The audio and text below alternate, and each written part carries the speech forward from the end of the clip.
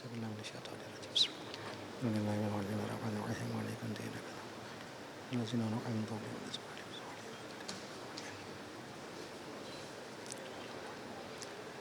باللہ السمیع العلیم من الشیطان اللعین الرجیم بسم اللہ الرحمن الرحیم الحمد للہ رب العالمین والصلاة والسلام علی سید الانبیاء والمرسلین حبیب قلوبنا و طبیب نفوسنا سیدنا و مولانا بالقاسم محمد صلی اللہ علیہ محمد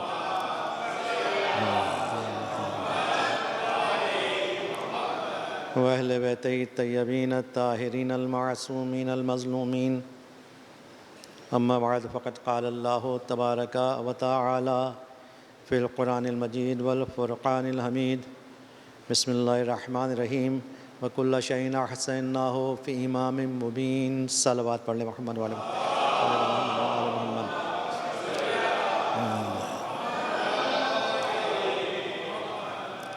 محترم اکرام، شہادت امام علی النقی علیہ السلام کے حوالے سے گفتگو ہے اور ان کا ذکر کرنے کے لیے ہم اور آپ یہاں پر جمع ہوئے ہیں۔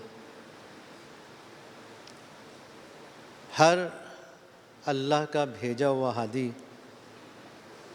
چونکہ وہ اللہ کا بھیجا ہوا ہوتا ہے، لہٰذا پہلے والے میں، بعد والے میں، یا بہت پہلے والے میں یا بہت بعد والے میں آپس میں کوئی فرق نہیں ہو سکتا، اس لیے کہ بھیجنے والا ایک ہے، جہاں سے تیار کیا گیا ہدایت کے لیے وہ سلسلہ بھی ایک ہے، یعنی پڑھانے والا، پڑھنے والا، وہ سب کے سب ایک ہی ہیں۔ اور اس بات کو بعض دفعہ ذہن انسانی میں سمجھنا بہت مشکل ہو جاتا ہے کہ یہ کیسے ممکن ہے کہ حضرت آدم علیہ السلام کب آئے تھے اور ایک ہمارے زمانے کے ائمہ طاہرین اب آئے ہیں، زمانہ بدل گیا، سب کچھ بدل گیا، حالات بدل گئے، یہ کیسے ممکن ہے کہ ان میں کوئی فرق نہ ہو؟ عزیزان گرامی، یہ فرق جو ہمیں اور آپ کو نظر آتا ہے، یہ فرق اس وجہ سے ہوتا ہے کہ زمانے کی ضرورت کے لحاظ سے اللہ کا ہادی اپنے علم کا اظہار کرتا ہے۔ علم اپنی جگہ پر ہے، اور میں اس کو ایک آدھ مثال آپ کی خدمت پیش کریں تاکہ آج کی گفتگو ذرا سا آسان ہو جائے، اس لیے کہ ایک خاص جہد کی طرف آپ حضرات کو لے کر جانا ہے جو عمومی طور پر ہماری نگاہوں سے اوجھل رہتا ہے۔ امام حسین علیہ السلام کی زیارت عاشوراء، اللہم صلی علی محمد وعلی محمد،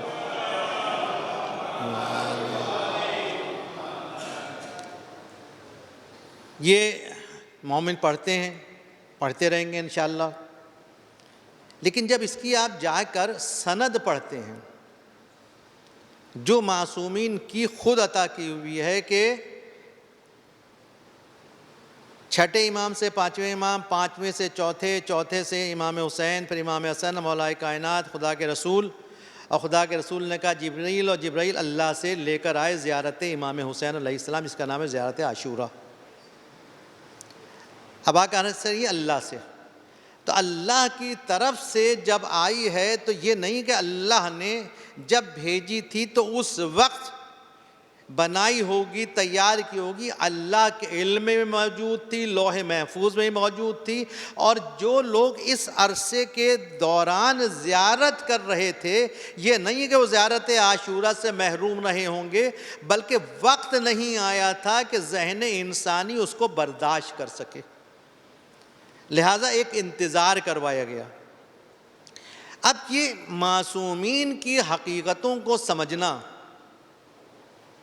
ہمارے اور آپ کے لیے انتہائی مشکل کام ہے، اور یہ میں کیوں کہہ رہا ہوں کہ معصومین کی حقیقت سمجھنا، کہ ہم میں اور معصومین میں آغاز ہی سے ایک فرق ہے۔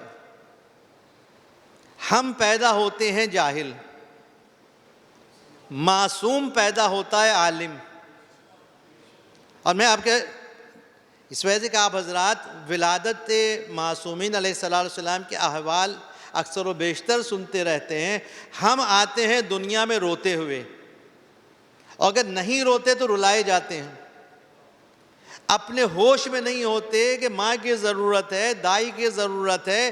جب تک یہ ساتھ میں نہ ہوں ہم نہ کچھ کر سکتے ہیں، نہ ہمارا کوئی کام ہو سکتا ہے. لیکن جب اللہ کا نمائندہ اس دنیا میں آتا ہے تو سب سے پہلے زمین کے اوپر سجدہ الہی کرنے کے بعد آسمان کی طرف انگلی اٹھا کر اللہ کی وحدانیت، رسول کی رسالت کی گواہی دیتا ہے. تمام معصومین کی زندگی پڑھ لیجئے، آپ کو ہی نظر آئے گا. ولادت ہوئی مکمل عقل و علم کے ساتھ. تو جہاں دنیا میں آنا عقل و علم کے ساتھ ہو تو وہاں باقی زندگی میں عقل و علم کے اوپر بحث نہیں ہو سکتی. ہم جہاں آج مشکل میں اپنے آپ کو پھنسا چکے ہیں وہ یہ ہے کہ ہم یہ سمجھتے ہیں کہ معصومین ہم جیسے ہیں. معاذ اللہ، ہم جیسے ہو ہی نہیں سکتے. اچھا، اگر ہم نہ مانیں تو ایک چیز ہماری گھٹی میں پڑی ہوئی ہے، اس کا نام ہے زیارت. یعنی پیدا ہوئے زیارت سکھا دیے گا کہ چھوٹی ہی صحیح کہ کہو السلام علیکہ یا ابا عبداللہ. جیسے جیسے بڑے ہوتے گئے زیارتوں کا سلسلہ آگے بڑھتا چلا گیا، جب تک یعنی آج سے 40-50 سال اگر پرانی بات کریں، ان لوگوں کو یاد ہوگا تو سب سے زیادہ اگر کوئی چیز پڑھی جاتی تھی تو وہ زیارت وارثہ تھی، جو مومنین کو آج بھی یاد ہے. یہ زیارت وارثہ ہم پڑھ کیا رہے ہیں اور ہم سے پڑھوایا کیا جا رہا ہے؟ زیارت عجیب و غریب انداز ہے. زیارت کے الفاظ معصوم کے دیے ہوئے، اور میں نے اسی منبر سے عرض کیا تھا کہ اگر معصوم کوئی لفظ دے رہا ہے تو یہ اس کا لفظ نہیں ہے، اللہ کا بھیجا ہوا لفظ ہے. وَمَا تَشَاءُونَ إِلَّا أَن يَشَاءَ اللَّهُ، یہ کچھ چاہتے ہی نہیں ہیں، وہی چاہتے ہیں اللہ کی رضا کا، مرضی کا اظہار جن ہستیوں سے ہیں وہ ہیں معصومین. تو اب اگر اللہ کی رضا یہ ہے کہ زیارت دی جائے، زیارت آ گئی.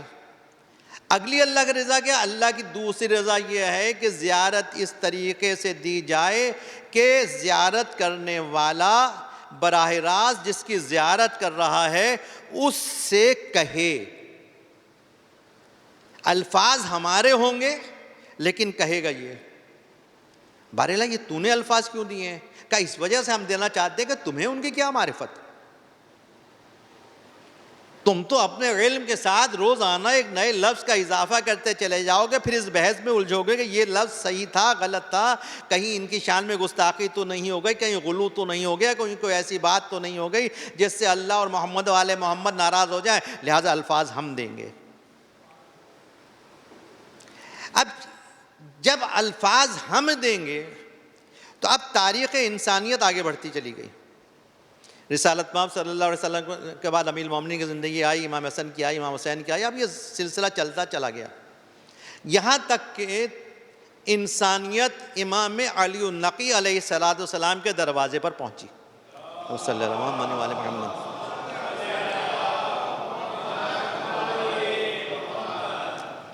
اب جب یہ انسانی دروازے پر پہنچی ہے، حالات آپ کے سامنے ہیں. مدینے سے سامرا، اور سامرا میں قید و بند کی مصیبتیں، اور اپنے وقت کا جابر ترین بادشاہ متوکل، اس کی زندگی میں سوال ہو رہا ہے کہ فرزند رسول یہ بتائیے کہ جب ہم آپ میں سے کسی کی زیارت کے لیے جائیں تو کچھ ایسے الفاظ عطا کر دیجئے کہ اس کے ذریعے ہم زیارت کر سکیں. یہ سوال ہو رہا ہے، اور اس کے بعد امام نے طویل ترین زیارت عطا کی ہے کہ نام ہی ہو گیا زیارت جامعہ کبیرہ. زیارت جامعہ کا جب لفظ آیا تو یہ بات بھی آپ کی خدمت عرض کر دوں کہ جو مفاتیح کے اندر چند زیارتیں ہیں جو کہ زیارت جامعہ کے نام سے ہیں. تاریخی اعتبار سے کم از کم ہمارے پاس 14 زیارتہائے جامعہ موجود ہیں. 14، یعنی یہ مختلف اوقات میں معصومین نے ہمیں عطا کی ہیں. اس میں سب سے بہترین زیارت جامع کبیرہ. اب میں نے ابھی خدمت کیا کہ ذرا سے ڈسٹینس دیکھیے گا کہ امام علی النقی علیہ السلام عطا کر رہے ہیں. اب تک جو 9 معصومین گزرے ہیں انہوں نے اس زیارت کو روکا ہوا تھا. مرضی الہی یہ ہے کہ ذہن انسانی آج کے لیے اب تیار نہیں کرنا ہے، اب آنے والے وقت کے لیے تیار کرنا ہے جب معصومین کے اوپر یہ بحث ہوگی کہ معصومین ایسے ہیں یا نہیں. ہم یہیں آ کے کھڑے ہو گئے نا. آج کے جس زمانے میں ہم سانس لے رہے ہیں بڑے شد و مد سے یہ بحثیں ہوتی ہیں کہ یہ غلو ہو گیا، یہ تقصیر ہو گئی. محمد و آل محمد کے یہاں نہ غلو ہے نہ تقصیر ہے، اس لیے کہ یہ اللہ کے ہیں. ہمارے اور ان کے اللہ میں بھی فرق ہے، اور اتنا بڑا فرق ہے کہ عقل انسانی حیران رہ جاتی ہے. وہ فرق بھی آپ کو رجب کے حوالے سے سمجھا دیتے ہیں کہ میں درود پڑھ لیجیے گا محمد و آل محمد پڑھ رہا ہوں.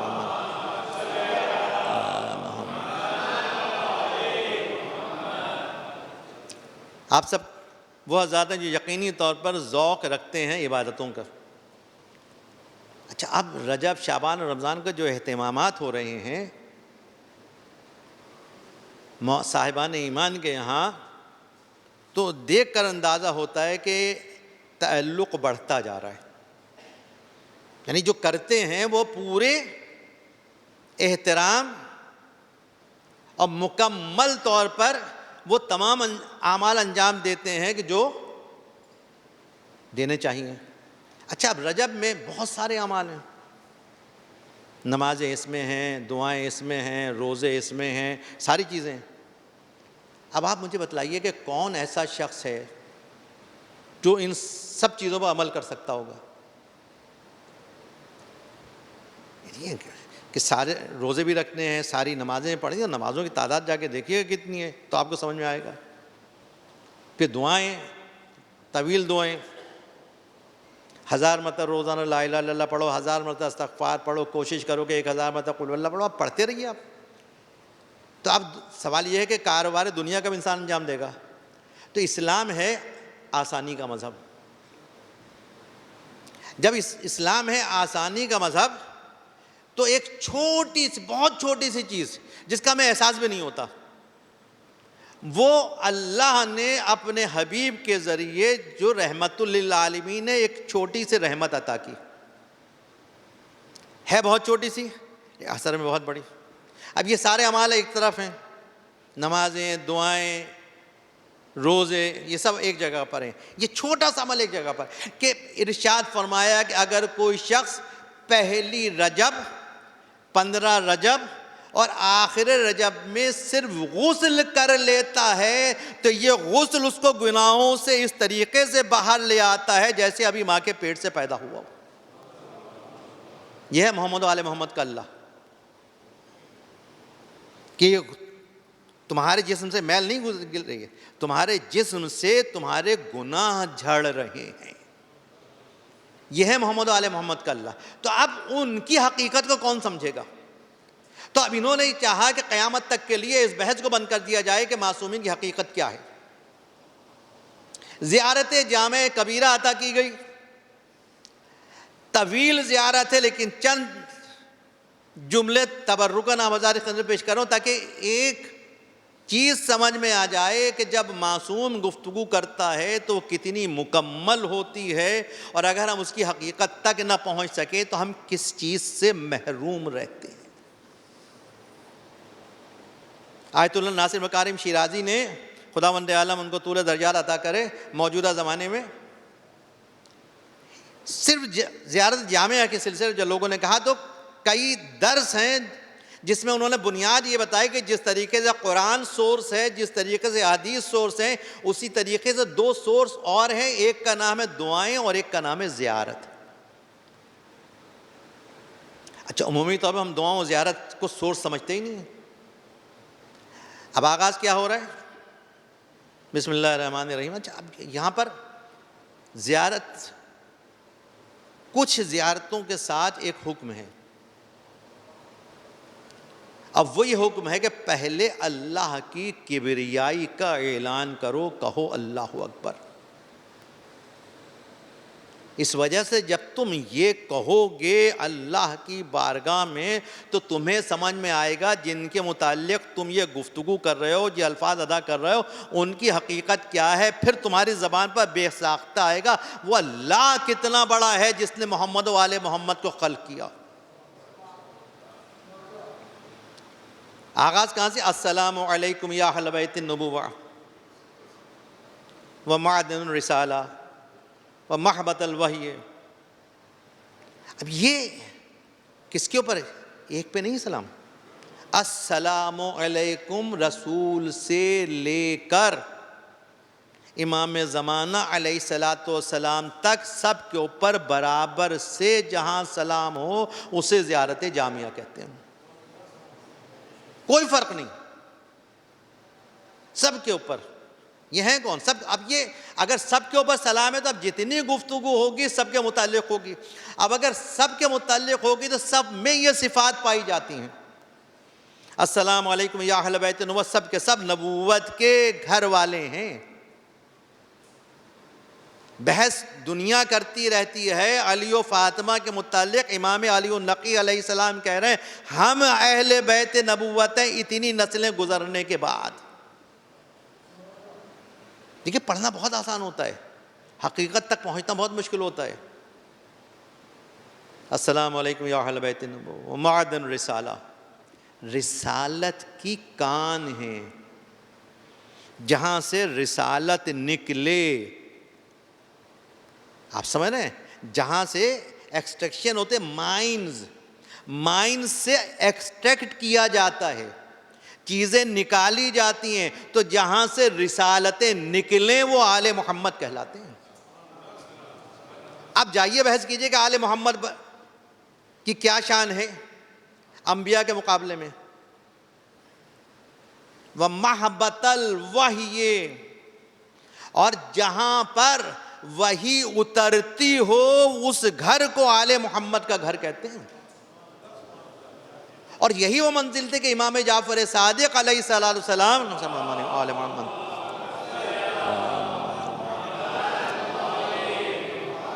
جہاں تک مجھے یاد ہے کہ من لا یحضر میں یہ روایت موجود ہے باب حج میں، کہ ارشاد فرمایا ملاقات کے لیے آنے والا آیا، مکے میں ملاقات کر رہا ہے، حاجی ہے۔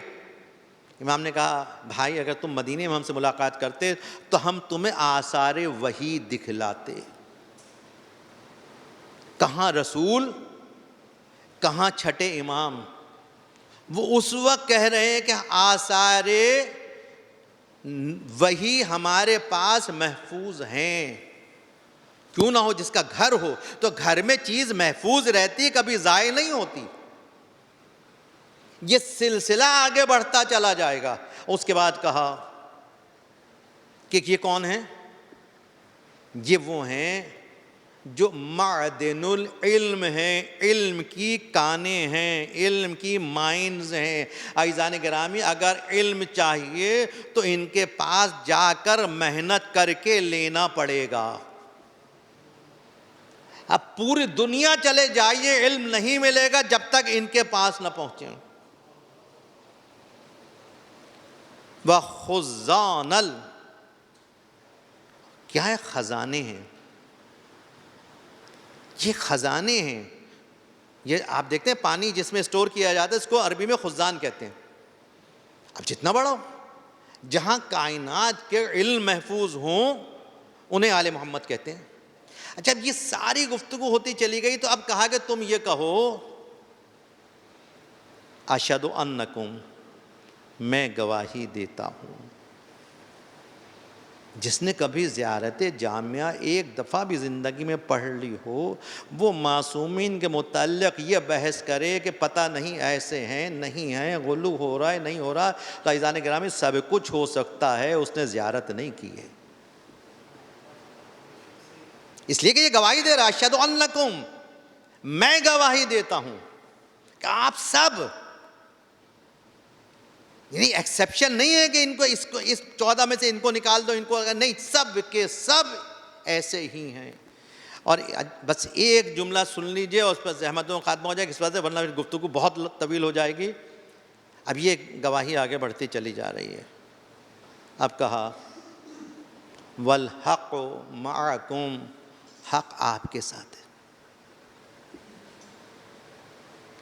حق والحق معکم وفیکم، حق آپ کے ساتھ ہے اور آپ کے اندر ہے۔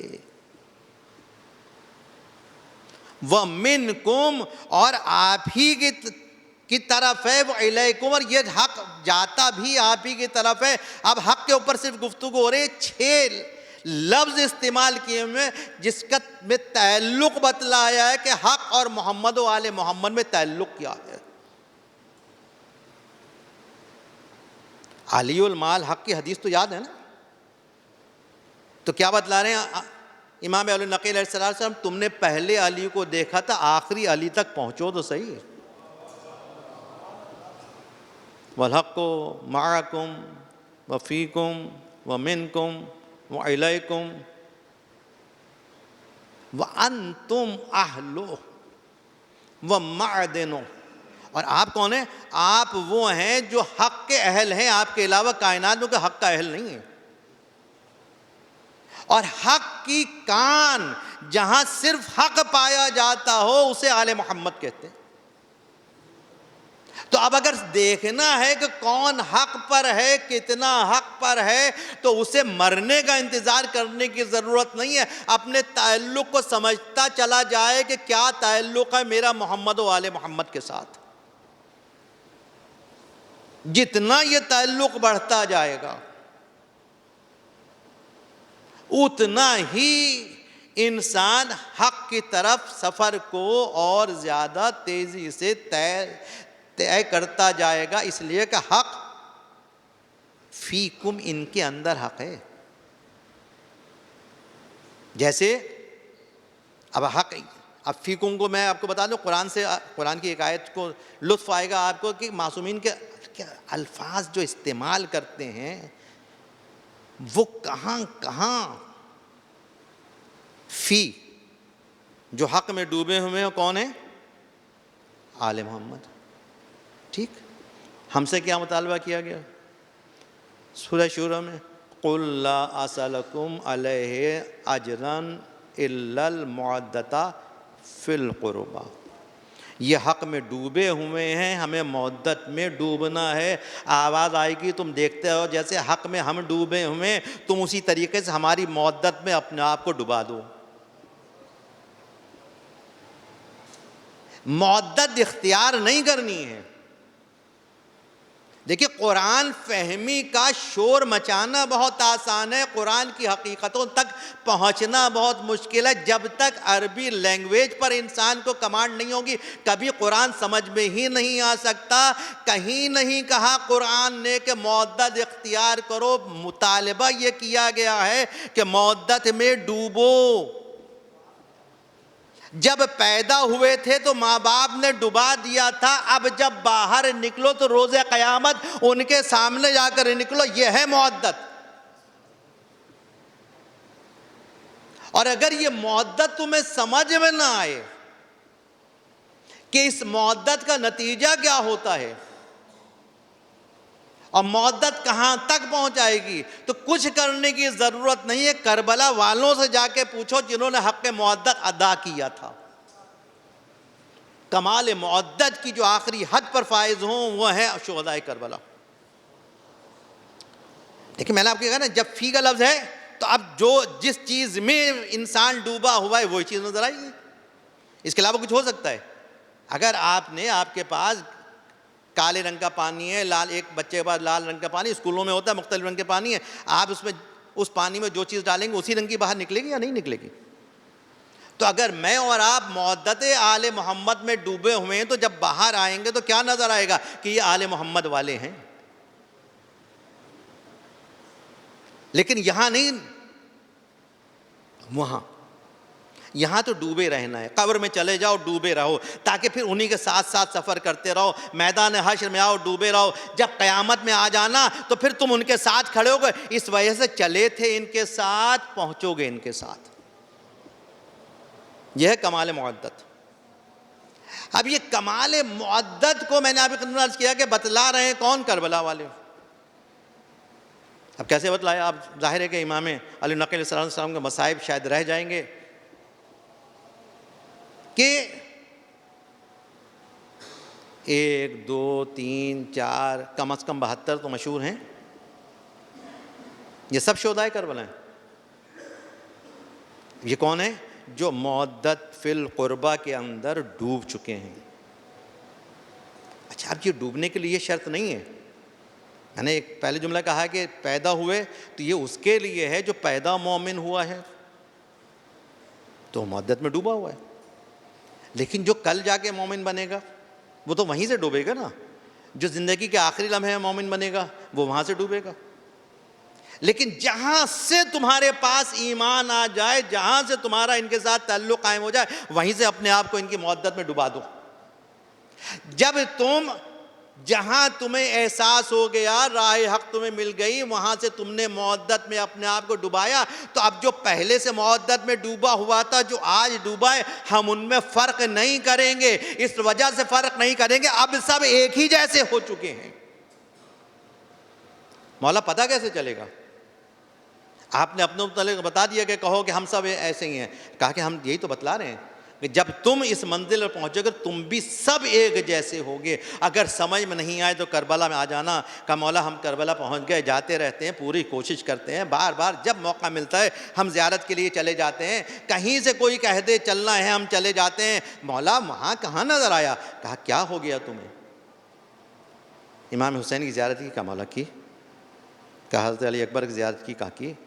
کہ اس کے بعد کس کی زیارت کرتے ہو؟ کہ شہدائے کربلا کے پاس جا کے کھڑے ہوتے ہیں۔ کہا کبھی زیارت غور سے پڑھی تھی؟ یہ سوچا تھا کہ کیا کہہ رہے ہو؟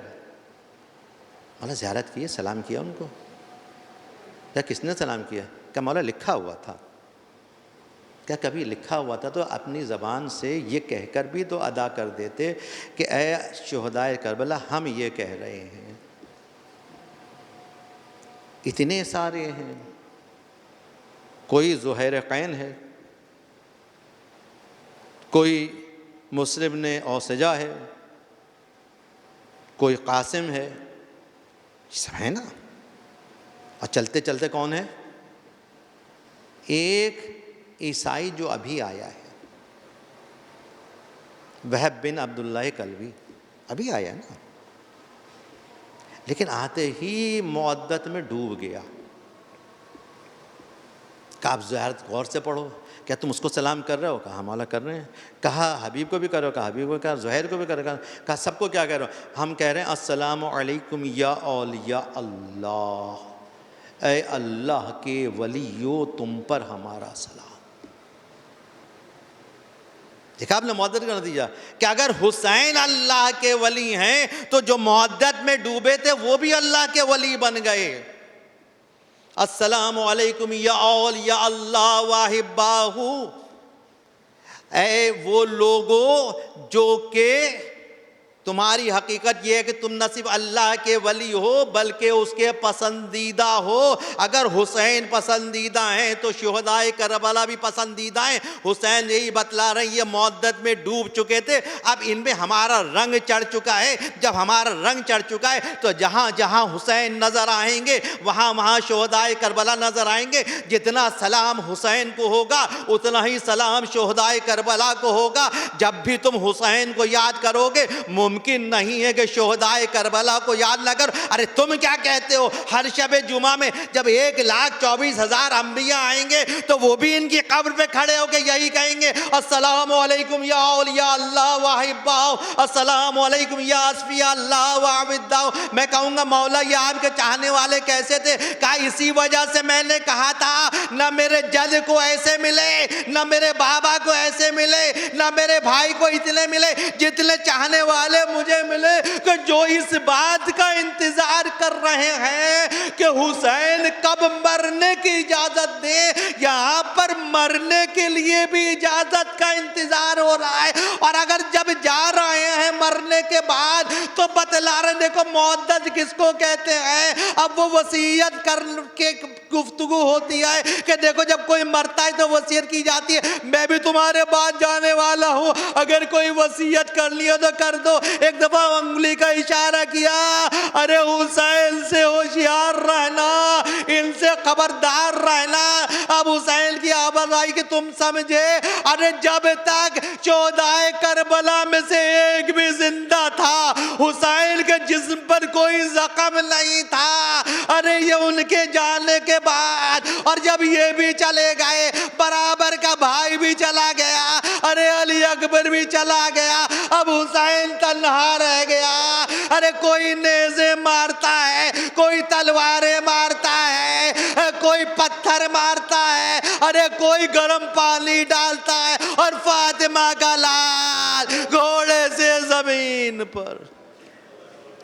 قال رحمۃ اللہ علیہ مجمعین وسيعلم الذين ظلموا أي منقلب ينقلبون سبحان ربك رب العزة عما يصفون والسلام على المرسلين والحمد لله رب العالمین. باری ہماری اس عبادت قبول فرما, ہمیں سیرت محمد و آل محمد پہ چلنے کی توفیق عطا فرما. بار اللہ ہم سب کو معرفت محمد و آل محمد حاصل کرنے کی توفیق عطا فرما. بار اللہ ہماری تمام حاجات کو روا فرما, ہماری پریشانیوں کو دور فرما.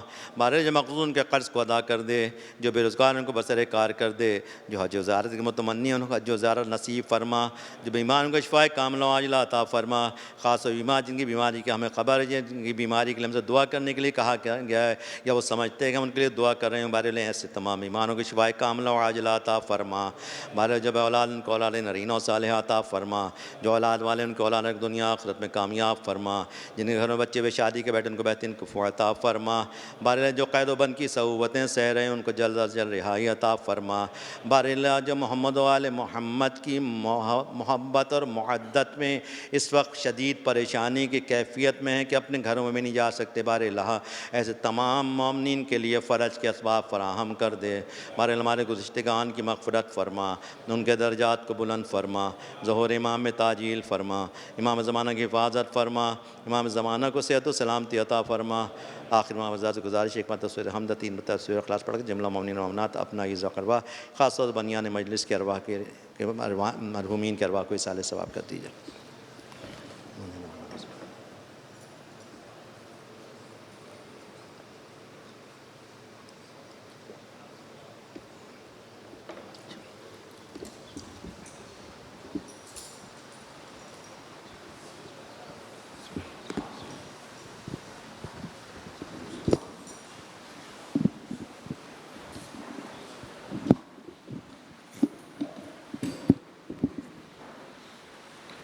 السلام علیکم یا مولا یا ابا عبداللہ وعلی الارواح التي حلت بفنائک علیک منی سلام اللہ یا